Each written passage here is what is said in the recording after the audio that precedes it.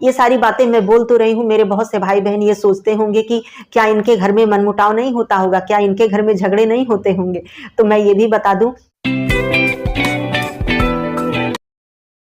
नमस्कार दोस्तों, नमः शिवाय। जीवन ज्योति चैनल में आप सभी का हार्दिक स्वागत करती हूँ। मैं सपना शुक्ला। आज की वीडियो आप सभी लोगों के लिए बहुत ही महत्वपूर्ण, बहुत ही उपयोगी होने वाली है। आज की वीडियो में मैं बात करूंगी घर की समस्याओं के विषय में, घर के मसलों के विषय में। दोस्तों, हमारे घर में कभी कभी छोटी छोटी समस्याएं, छोटी छोटी बातें इतना बड़ा रूप ले लेती हैं कि हमारे घर में महाभारत सी छिड़ जाती है और हमारा घर जंग का मैदान बन जाता है। लेकिन हम समझ नहीं पाते हैं ये बातें कहाँ से शुरू हुई और क्यों इस बातों ने इतना बड़ा रूप ले लिया। घर में चाहे वो सास बहू का विवाद हो, चाहे भाई भाई का विवाद हो, चाहे देवरानी जेठानी का मनमुटाव हो, ये सारी चीजें कभी कभी बहुत ही विकराल रूप धारण कर लेती हैं और इससे सभी परिवार प्रभावित होते हैं। हमारे बच्चे, घर के बड़े बुजुर्ग या जो भी परिवार के सदस्य हैं, सभी लोग प्रभावित होते हैं। कभी कभी बातें इतनी ज्यादा बढ़ जाती हैं, इतनी ज्यादा विकट रूप ले लेती हैं कि घर में जो परिवार हैं एक दूसरे को देखना तक पसंद नहीं करते, एक दूसरे से बात करना तक पसंद नहीं करते। ऐसा माहौल घर का यदि हो जाए तो उसका सभी परिवार के ऊपर बहुत ही बुरा असर पड़ता है। हमारे बच्चों के ऊपर तो इसका बहुत ही बुरा असर पड़ता है और हमारे बच्चों का मानसिक विकास ठीक से नहीं हो पाता।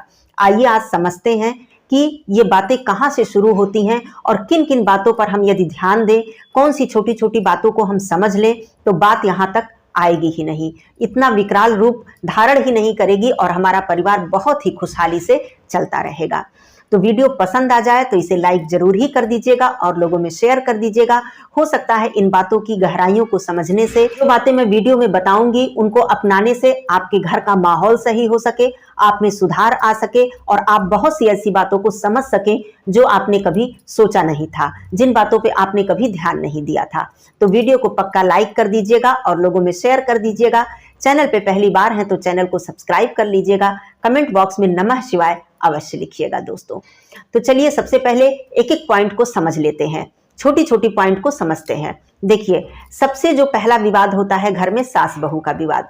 दोस्तों 99% घरों में ऐसा होता है कि सास बहू की जो छोटी छोटी बातें हैं, छोटा छोटा जो नोक झोंक है, छोटे छोटे मनमुटाव हैं, वो बहुत बड़ा रूप धारण कर लेते हैं। एक समय ऐसा आता है कि एक दूसरे से बात करना तक बंद कर देती हैं सास बहू, एक दूसरे को देखना तक पसंद नहीं करती हैं। घर में अलगाव हो जाता है, अलग हो जाते हैं, दूर हो जाते हैं, रिश्ते बिल्कुल बिखर से जाते हैं। तो सबसे पहले समझने वाली बात कहाँ है? देखिए, सबसे पहले हम क्या गलती करते हैं कि बातों का बतंगड़ बनाते हैं। बातें होती हैं बहुत छोटी सी और जब वो बातें बिल्कुल महाभारत का रूप धारण कर लेती हैं तो जो छोटा सा पॉइंट था, जो जड़ थी बात की, वो तो हम भूल ही जाते हैं कि बात शुरू कहाँ से हुई थी। यदि उस छोटे से पॉइंट पर ही हम संभल जाएं और उन बातों को सुलझा लें तो बात बड़ा रूप धारण करेगी ही नहीं। तो जो बातों का बतंगड़ बनाना क्या होता है, जैसे समझने वाली बात है कि मान लीजिए एग्जाम्पल के तौर पर बहू को सास ने कुछ कह दिया, किसी बात पर डांट दिया। अब बहू ज्यादातर 99% केस में ये होता है कि बहू क्या करेंगी, फोन लेकर अपनों से, चाहे वो उनकी माँ हो, चाची हो, बहन हो, सहेली हो, जो भी अपना कोई शुभचिंतक हो, उनसे कहेंगे कि मेरी सास ने मुझे डांटा, मुझे इस बात पर ऐसा कहा, मुझे इस बात पर ऐसा सुनाया। अब यहाँ पर दो बातें होंगी, आप समझिएगा। कुछ लोग ऐसे होंगे जो कहेंगे कि अच्छा कोई बात नहीं, वो बड़ी हैं, हो सकता है तुम्हारी भलाई के लिए ही उन्होंने ये बात कही हो। या फिर कहेंगे कि अच्छा वो बड़ी हैं, उनकी बातों को जाने दो, बातों को मन पर नहीं लेते हैं, तुम छोटी हो, इस बात को समझो और इस बात को वहीं पर खत्म करो। ऐसे बहुत कम लोग होंगे जो आपको ऐसा कहेंगे, बहुत कम, नहीं के बराबर। दूसरे कौन से लोग होंगे? दूसरे ऐसे लोग होंगे जब आपने उन्हें अपनी बातें बताई और उनसे आपने फोन पर या सामने से आपने शिकायत की तो वो कहेंगे हाँ बिल्कुल, बहुत ही गलत किया इन्होंने, तुम बिल्कुल चुप मत रहना, तुम बिल्कुल जवाब देना और डट कर खड़ी हो जाना। अगर तुम आज चुप रह गई तो वो तुम्हें कल और ज्यादा सताएंगी और ज्यादा तुम्हें मतलब किसी बात के लिए प्रताड़ित करेंगी। चुप बिल्कुल मत रहना, बिल्कुल खरा खरा जवाब देना, बिल्कुल भी अपने आप को कम मत समझना, नीचे मत झुकना। ऐसे लोग आपको हजारों की संख्या में मिल जाएंगे। और फिर हम करते क्या है, उन बातों पर आकर जो लोग हमें कहते हैं और बढ़ावा देते हैं, उनसे 4 गुना और ज्यादा हम आगे बढ़कर इस समस्या को डील करने लगते हैं। कहने का मतलब जवाब देने लगते हैं, बहस करने लगते हैं, बातों को बढ़ाने लगते हैं, बातों को मन पर ले लेते हैं, घर को बिल्कुल एक जंग का मैदान बना देते हैं। दोस्तों, बात यहाँ पर समझने वाली है कि यदि हम वहीं पर उस बात को आई गई कर देते कि अच्छा कोई बात नहीं, बड़ी है, उन्होंने कुछ कह दिया तो इसे मन पर क्या लेना, कुछ नहीं होता है। कोई बात हमें किसी ने कह दी, अगर वो सही है तो ठीक है, नहीं भी सही है तो भी ठीक है, तो बात वहीं पर खत्म हो जाती। लेकिन ऐसा हम नहीं करते हैं, इससे बात बढ़ती ही चली जाती है। दूसरा पॉइंट आता है कि देवरानी जेठानी का विवाद। अब देखिए, देवरानी जेठानी का विवाद तो ऐसा हो ही नहीं सकता कि कोई घर नहीं ऐसा बचा है जहां पर देवरानी जेठानी में मनमुटाव ना हो।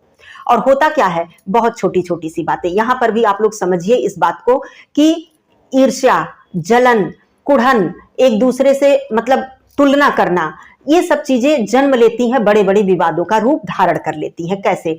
मान लीजिए घर में देवरानी जेठानी है तो हमारे मन में आ गया हमारी जेठानी या देवरानी है, सास उनको ज्यादा मानती हैं, हमारे ससुर उनको ज्यादा मानते हैं, उन्हें वो चीज ज्यादा मिल गई, मुझे नहीं मिली, मेरी शादी में तो ऐसा नहीं हुआ था, इनकी शादी में तो इतना अच्छा हुआ, इन्हें इतना सारा सामान मिला, मुझे नहीं मिला, मुझे इस बात के लिए डांटा गया, उन्हें नहीं डांटा गया, मुझे इस बात के लिए बोला गया, ये काम करने के लिए कहा गया, उन्हें नहीं कहा गया।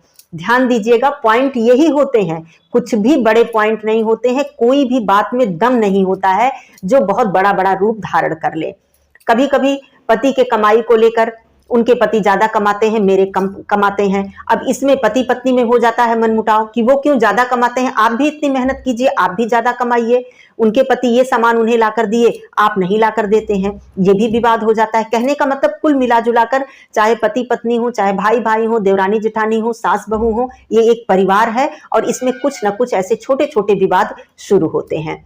भाई भाई में विवाद, मनमुटाव कब उत्पन्न होता है? ये शादी के बाद ही उत्पन्न होता है। पत्नियों द्वारा कही गई बातों से भाई के मन में एक तरह से विवाद उत्पन्न हो जाता है, मनमुटाव शुरू हो जाता है।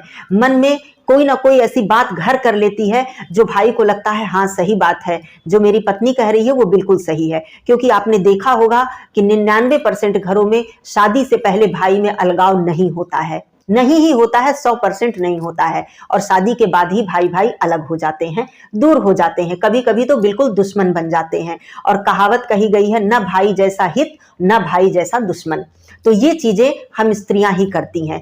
ये कहने में मुझे बिल्कुल भी संकोच नहीं हो रहा है क्योंकि मैं ये चीज देखती आ रही हूं और मैंने कितने घरों में ऐसा देखा है कि इतना ज्यादा विवाद है, इतनी ज्यादा मनमुटाव है, इतनी ज्यादा गहरी खाई है रिश्तों में कि वो शायद पूरा जीवन लग जाए वो खाई भर नहीं सकती। एक दूसरे को देखना, एक दूसरे से बात करना तक पसंद नहीं करते लोग, सास बहू में कभी बोल चाल तक नहीं होती है। मैं ये सब चीज देखकर बिल्कुल आश्चर्य में पड़ जाती हूँ दोस्तों कि ये कैसे होता है, ये शुरुआत कहाँ से हुई। पता चलता है कि ये शुरुआत ऐसे छोटी छोटी चीजों से होती है।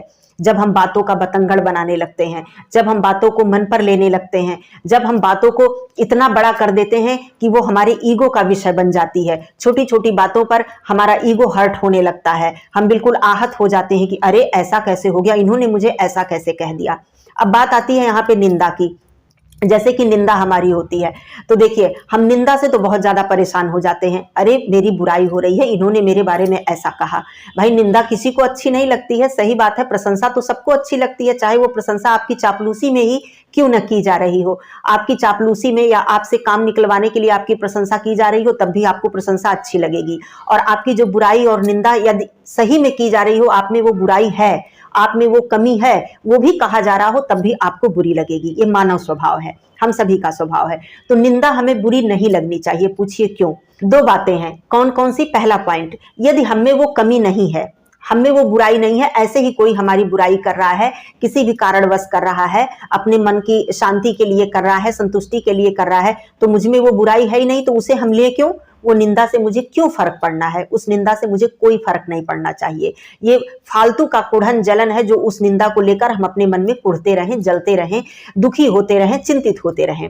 दूसरा पॉइंट है, वो बुराई यदि मुझ में है, यदि वो बुराई मुझ में है और सही में उस वजह से हमारी निंदा हो रही है, हमारी कमी बताई जा रही है, तो उसका सुधार हमें करना चाहिए, ना कि बुरा लगाना चाहिए, ना कि मन पर लेना चाहिए, ना कि बदले की भावना में हमें आ जाना चाहिए, प्रतिशोध में आ जाना चाहिए। ऐसा नहीं करना चाहिए। तो दोनों ही पॉइंट दोस्तों आप ध्यान दीजिए, गहराई से समझिए कि दोनों ही पॉइंट में निंदा करने से हमें बुरा नहीं लगना चाहिए, लेकिन हमें लगता है। हम बिल्कुल मरने मारने पे उतारू हो जाते हैं, बिल्कुल बदला लेने पे उतारू हो जाते हैं, हमारे अंदर प्रतिशोध की भावना जागृत हो जाती है।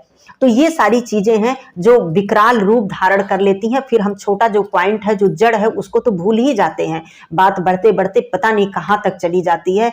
मैंने तो इतना देखा है कि परिवार में ही रिश्ते किस तरह से बिखर जाते हैं, हत्याएं तक होती हैं। आप लोगों ने भी न्यूज समाचार में कितना सुना होगा, देखा होगा कि हत्याएं तक हो जाती हैं धन, प्रॉपर्टी और विवाद के चक्कर में। कैसे होता है मुझे नहीं पता। ये सारी बातें मैं बोल तो रही हूँ, मेरे बहुत से भाई बहन ये सोचते होंगे कि क्या इनके घर में मनमुटाव नहीं होता होगा, क्या इनके घर में झगड़े नहीं होते होंगे। तो मैं ये भी बता दूं, मैं एक ज्वाइंट फैमिली से बिलोंग करती हूँ, मतलब मेरी फैमिली बहुत बड़ी है और हम लोग 3 देवरानी जेठानी हैं। 22-23 वर्ष हो गए मेरे शादी को। आज तक हमारी देवरानी जेठानी में कभी भी तू मैं लड़ाई मनमुटाव नहीं हुआ है। ये बात हमारे अगल बगल के लोग भी जानते हैं और आश्चर्य भी करते हैं कि ऐसा कैसे हो सकता है।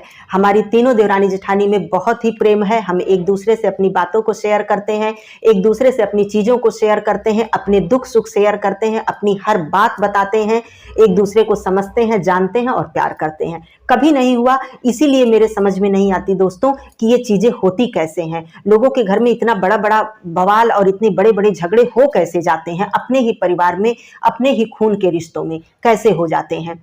सास बहू की जहां तक बात है, नोक झोंक वो सबके घर में होती है। मैं ये नहीं करूं कि हमारे घर में नहीं होती, लेकिन हमारी सास है, हमारी अभी दादी सास भी हैं, हम लोगों में बहुत प्यार है। मेरी दादी सास और मेरी सास हमें बहुत प्यार करती हैं, बहुत ज्यादा मानती हैं और नोक झोंक भी होती रहती है। उसमें घर बिल्कुल जैसे किसी बात को लेकर नोक झोंक हो गई, फिर वो बात वहीं पर खत्म हो गई।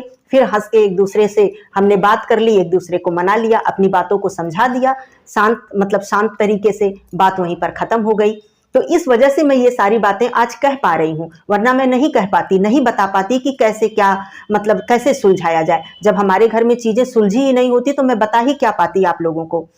तो इसलिए जब ऐसा मैं देखती हूँ, पढ़ती हूँ, अगल बगल देखती हूँ और सोचती हूँ कि ऐसा कैसे हो जाता है, मेरी समझ में नहीं आता है। हमारे घर में भाइयों में भी उतना ही प्यार है, लगाव है, देवरानी जेठानी में भी है, सास बहू में भी है, एक दूसरे को मानना, प्यार करना। और नोक झोंक मतलब मतभेद विचारों का वो तो चलता ही रहता है, लेकिन मन भेद नहीं है। बस यही पर समझने वाली बात है। मतभेद तो ठीक है, मतभेद होता है और होता रहेगा, क्योंकि हमारी उम्र का फर्क है, जनरेशन गैप है, विचार सबके अलग अलग होते हैं। एक ही कोख से जन्म लेने वाले भाई बहन के अलग अलग विचार होते हैं। तो हम तो सब अजनबी हैं एक दूसरे से, मतलब अलग अलग हैं, एक दूसरे अलग अलग घरों से आए हुए हैं, तो हमारे विचार कैसे मिल सकते हैं।